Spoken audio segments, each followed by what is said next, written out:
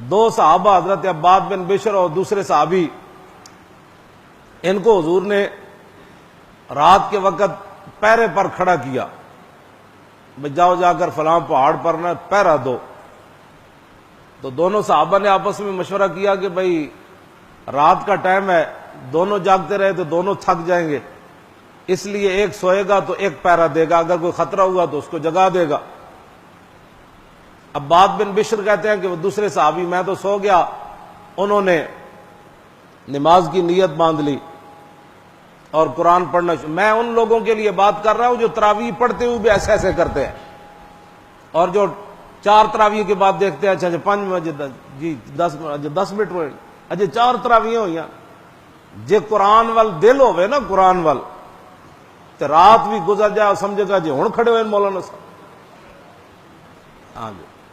میں جس اسلام کی بات کرتا ہوں وہ اسلام یہ ہے۔ عباد بن بشر کہتے ہیں وہ صحابی کھڑے ہو گئے، انہوں نے کہا کہ میں بھی اگر بیٹھا رہا تو نیند آ جائے گی، انہوں نے قرآن شروع کیا، قرآن پڑھتے پڑھتے پڑھتے کافی رات گزر گئی، کافر آئے، انہوں نے چھپ کر اس صحابی کو تیر مارا، وہ صحابی نے تیر ایسے نکال کر قرآن پھر شروع کر دیا، پھر انہوں نے دوسرا تیر مارا، پھر وہ صحابی نے نکال کر ایسے کر دیا، پھر اس نے کہا یہ تو کوئی پتھر ہے، بندہ تو ہے نہیں، اس نے پھر تیسرا جب تیر مارا تو صحابی کہتے ہیں میری بس ہو گئی، تو میں نے جلدی جلدی رکعت مکمل کر کے سلام پھیر کر عباد بن بشر کہتے ہیں مجھے جگایا، تو کہتے ہیں عباد بن بشر کہتے ہیں میں نے دیکھا وہ خون سے لت پت ہے اور قریب المرگ ہے، تو میں نے کہا آپ کو کیا ہوا؟ کہا کہ مجھے انہوں نے تیر مارا ہے، تو کہا کہ جب پہلا لگا تھا تو آپ نے نماز توڑ دینی تھی، تو انہوں نے جو جواب دیا کہا کہ جب میں قرآن پڑھ رہا تھا تو کیسے چھوڑ دیتا میں قرآن؟ میں جس اسلام کی باتیں کرتا ہوں وہ یہ اسلام ہے، جس اسلام کے لیے ایک آدمی 8-20 تراویح بھی نہ پڑھ سکے، اس کو کیا پتا کہ وہ صحابی 3 تیر کھا کر شہید تو ہو گئے لیکن قرآن پڑھتے ہوئے قرآن کو نہیں چھوڑا۔ بس پھر ظاہر ہے پھر کیسر و کسرا کی سلطنتیں ان کے سامنے کیسے ٹھہر سکتی، جو تیر لگ کے بھی ایسے کہتے پرا ہٹوئے میں نے قرآن پڑھن دے، پھر دوسرا لگے کہتے پرا ہٹوئے میں نے قرآن پڑھن دے۔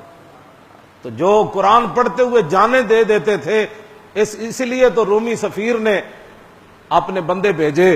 صحابہ کے لشکر میں، کہا کہ یار دیکھو یہ کیا کرتے ہیں دن رات، ہمارے لاکھوں کے لشکر ہو تو ان کا ہزاروں آدمی بھگا دیتے۔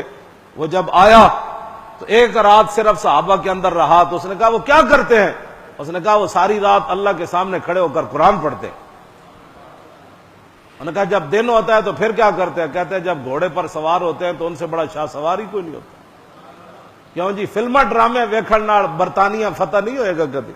ہاں فلما ڈرامے ویکھن نال بھارت کدی فتح نہیں ہوئے گا، نہ کشمیر کدی واپس آنا ہے۔ ہاں کشمیر واپس اسی دن آئے گا جس دن مسلمانوں کے نوجوان رات کو کھڑے ہو کر اذا الشمس کورت پڑھ کر صبح ہو جائے گی تو ان کو پتہ ہی نہیں چلے گا صبح ہو گئی، اس دن بھارت تو کیا پوری دنیا ان کے پاؤں میں آ جائے گی۔